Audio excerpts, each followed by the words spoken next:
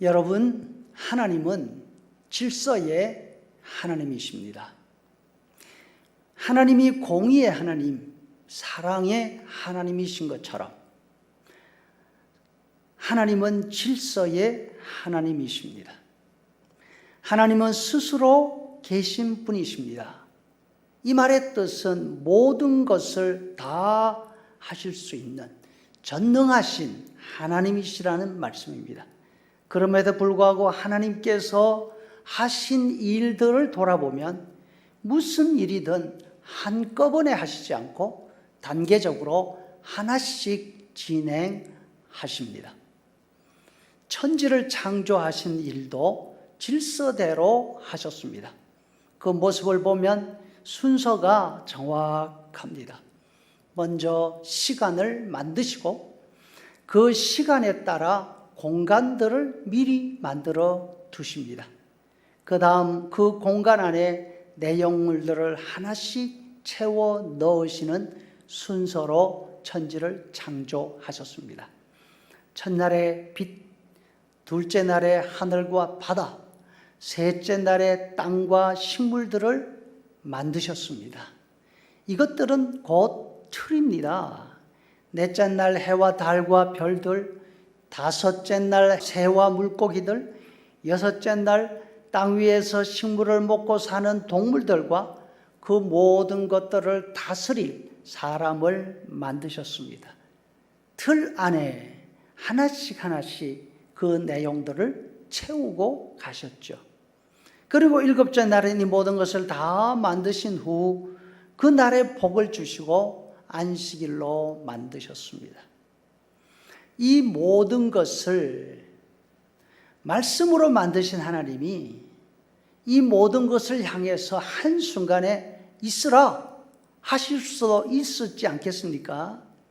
그러나 하나님은 만물을 한꺼번에 만들어 펼쳐 놓으시지 않으시고 하나님의 시간과 하나님의 계획을 따라서 하나씩 진행하셨습니다.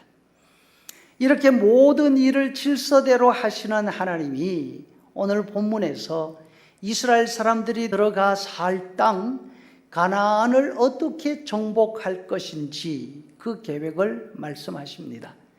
먼저 하나님의 위엄과 왕벌을 보내십니다. 그리고 그곳에 이미 살고 있는 사람들을 두렵게 하십니다. 그 다음 조금씩 내어 쫓으시겠다 말씀하십니다. 그 이유는 그 사람들을 한꺼번에 다 내쫓아버리면 그 땅이 황폐하기 때문이라고. 이번 코로나 감염병으로 미국 국립공원들이 다 폐쇄되었습니다. 공원이 사람 없는 세상이 되었죠. 지난주 보도에 보니까 이 좋은 계절에 요세미티가 동물들 세상이 되었다고 합니다. 관광철에 사람들이 오지 못하니까 동물들이 겁도 없이 말이에요. 빌리지까지 내려와서 온 천지를 자기들 세상으로 만들었다는 거예요.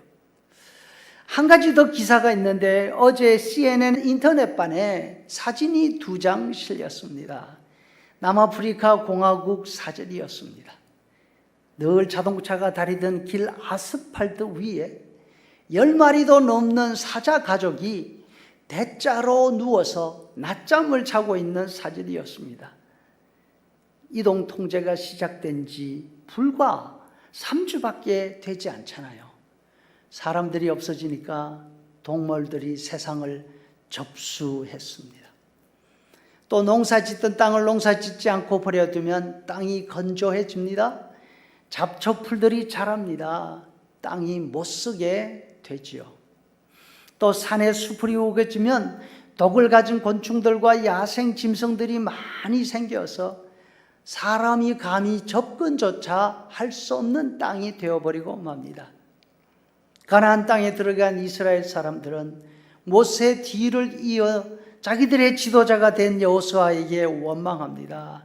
우리에게 나누어준 땅이 너무 작다고, 그나마 쓸모있는 땅들은 이방 민족들이 자리 잡고 도무지 비켜주지 않는다고. 여호수아가 그들에게 말을 합니다. 가서 싸워 개간하라. 하나님이 미리 아셨습니다.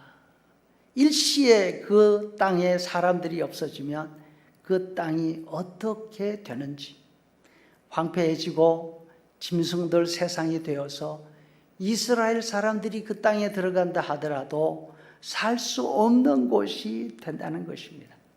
그래서 하나님은 이방 사람들을 그대로 두시고 이스라엘 사람들이 힘이 강해질 때까지 그 땅이 황폐해지지 않게 지키도록 모섬이를 시키신 것이죠. 이스라엘 사람들은 이 사실을 몰랐습니다. 그들이 바라는 것은 아무도 없는 낙원에 그냥 들어가서 자기들 마음대로 차지할 것, 그런 기대를 하고 있었던 것 같습니다. 하지만 하나님은 그 땅에 사람들이 비게 되면 아무도 살 수 없는 곳이 된다는 사실을 아셨습니다. 그 온 땅을 이스라엘 사람들에게 주셨지만 이스라엘 사람들의 수가 늘어나는 만큼, 그들의 힘이 늘어나는 만큼 그 사람들을 내어 쫓으라고 말씀합니다.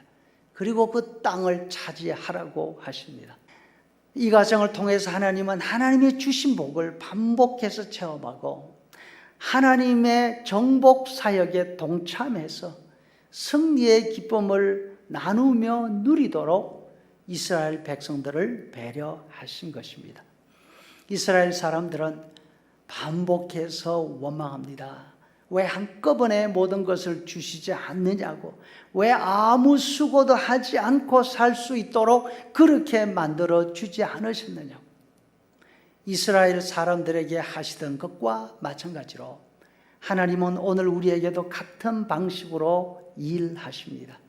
모든 어려움을 한꺼번에 다 제거하지 않으십니다. 아무 어려움이 없는 것으로 우리를 데려가지 않으십니다. 하나님은 우리가 살면서 겪는 어려움들을 하나씩 제거해 주십니다. 우리가 한 걸음 앞으로 나가면 장애들이 하나씩 거쳐지게 하십니다. 이 과정들을 통해서 계속해서 우리가 하나님을 찾고 계속해서 우리가 하나님의 은혜를 체험하고 우리의 믿음의 체질이 강해지도록 하십니다.